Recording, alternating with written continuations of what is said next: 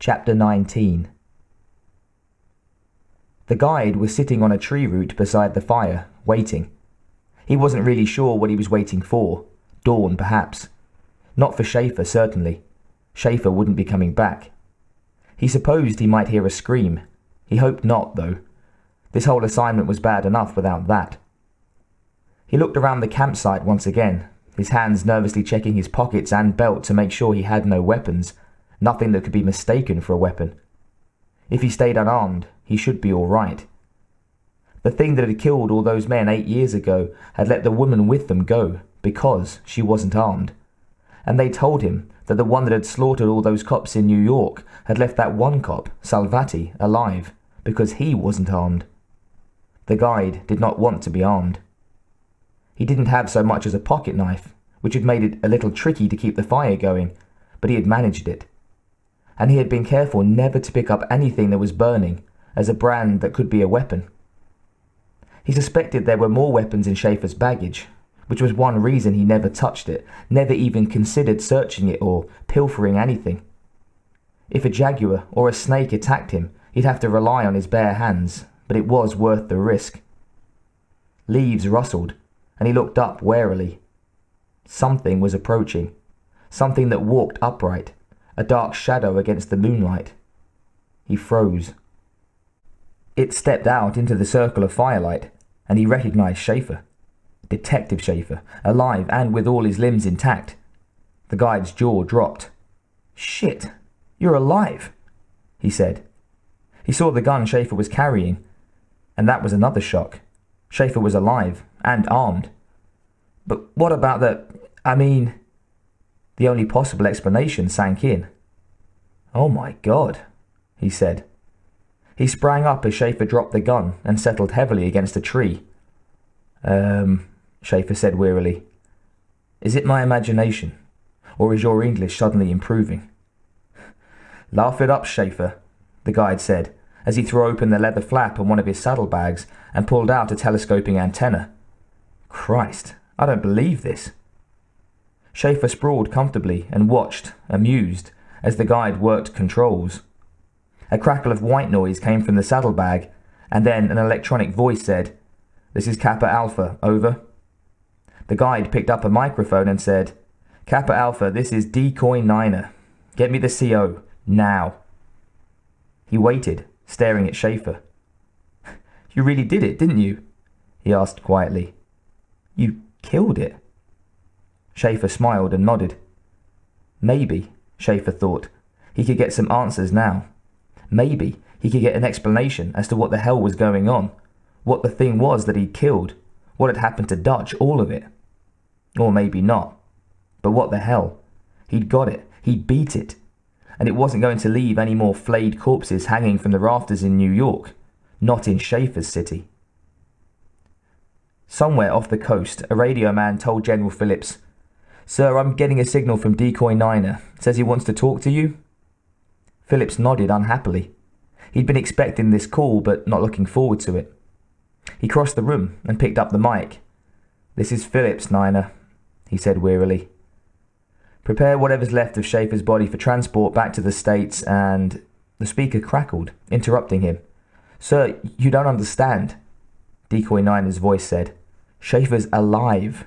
He killed it. Repeat, Schaefer's still alive." In the jungle, in the little ring of firelight, Schaefer smiled and threw his guide a sardonic salute. The guide stood by the placid mule, staring at Schaefer, the microphone in his hand.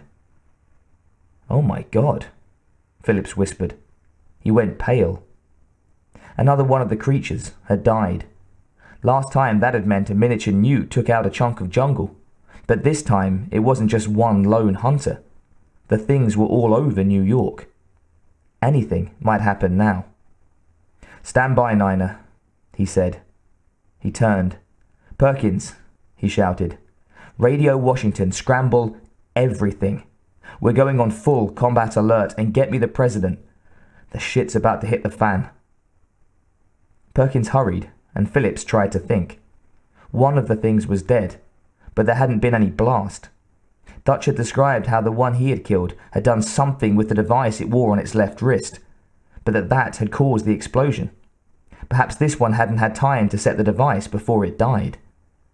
But then, it was still lying out there in the jungle somewhere, with all that alien technology just waiting to be found. "General," someone called. "We have a report from the radar analysts. They're picking up activity of some kind." "Shit," Phillips said. He looked down at his hand and realized he was still holding the butt of a cigar. He stubbed it out and tossed it away in disgust. Was it starting already? Did the things know about the death? Were they already preparing their retaliation? What would happen if Phillips could get his men to the corpse before the aliens could collect their fallen comrade? And was it worth the risk? "The President, sir," Perkins said. "Damn," Phillips said. "Get me those radar men. I want to talk to them as soon as the President hangs up." He picked up the microphone. "Sir," he said, "I'm afraid I have bad news." He explained the situation quickly. The President had been briefed before, of course, and he followed the explanation readily. "You know the situation better than I do, General," he said. "I'll trust your judgment on this, but you know my position. We can't afford to fight. We can't afford to come out in the open. I don't like appeasement any more than you do, but in this case, I don't think we can afford anything else. So give them what they need to keep them happy." "And the dead one?" "I don't have the information I need to make the call on that, General. Do whatever you think is best, but let's keep the risks to a minimum. We're playing for stakes we can't afford to lose." "Yes, sir." The connection broke, and that left Phillips holding the bag. The radar report was next.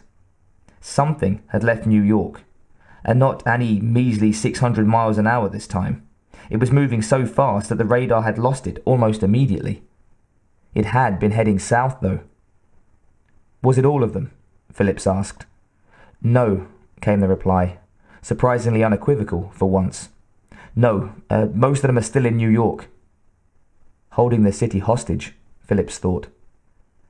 Maybe two could play at that game. Maybe he could find something to trade, something to give them in exchange for New York.